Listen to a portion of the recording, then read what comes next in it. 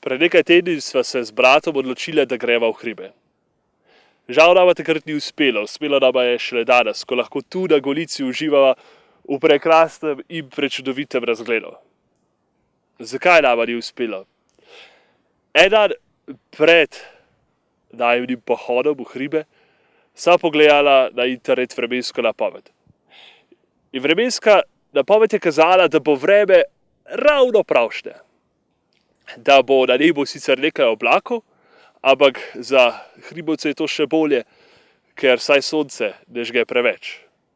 Prav tako ni bilo sledu, da bi padal dež. Ko pa sva zjutraj vstala in pogledala skozi okno, je bila zunaj megla, bili so gosti oblaki in se je kazalo, kakor da se bo ravnokar ulilo.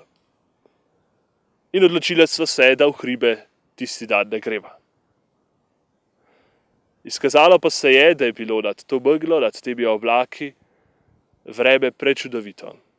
Tudi v dolino je potem prisijalo sonce, megla se je razkadila, oblaki so se razbežali.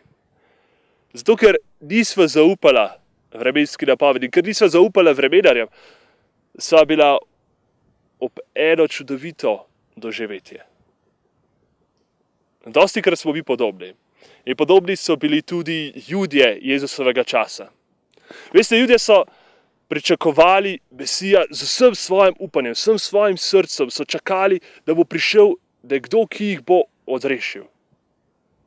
V Svetem pismu Stare zaveze lahko najdemo 456 napovedi prerokov, da bo Mesija prišel.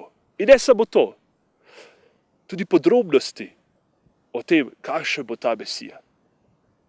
Če pogledamo samo v prvo Mojzesovo knjigo, to se pravi na sam začetek Svetega pisma, lahko vidimo, kako Adam in Eva naredita prvi greh, kako morata iz raja in kako ima Bog že takrat obljubi, da bo poslal nekoga, ki bo strl kačji glavo. V knjigi preroka Izaija lahko beremo o trpečem služabniku. Tam je podoba Mesije še posebej pretresljiva. Prikazan je kot nekdo, ki bo mogel veliko trpeti, ki bo kljub svoji nedolžnosti nosil krivdo nas vseh.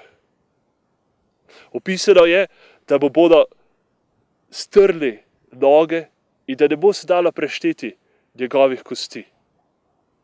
Ali pa če pogledamo preroka Miheja, v njem lahko najdemo napoved, da se bo pričakovani Mesija rodil v Betlehemu. In če pogledamo statistično, so znanstveniki, statistiki šli nekoč računati, kolikšna bi bila verjetnost, da bi se vse te napovedi dejansko uresničile v enem človeku, je ta verjetnost 1 proti 86 krat 10 na 28. Skratka, človeško gledano skoraj nemogoče.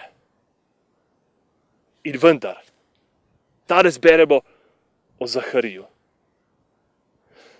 Beremo o očetu zadnjega med preroki, ki je napovedal, da bo Jezus res tisti pravi Mesija. Beremo lahko, kako se po nekaj časa, ko je bil nem, kako se mu razvežejo usta. In kako so prve besede, ki pridejo iz njegovih ust, hvalnica Gospodu. In med drugim omeni tudi to, da sedaj končno na svet prihaja tisti, ki ga izraelsko ljudstvo čaka, ki so ga napovedovali toliko let preroki.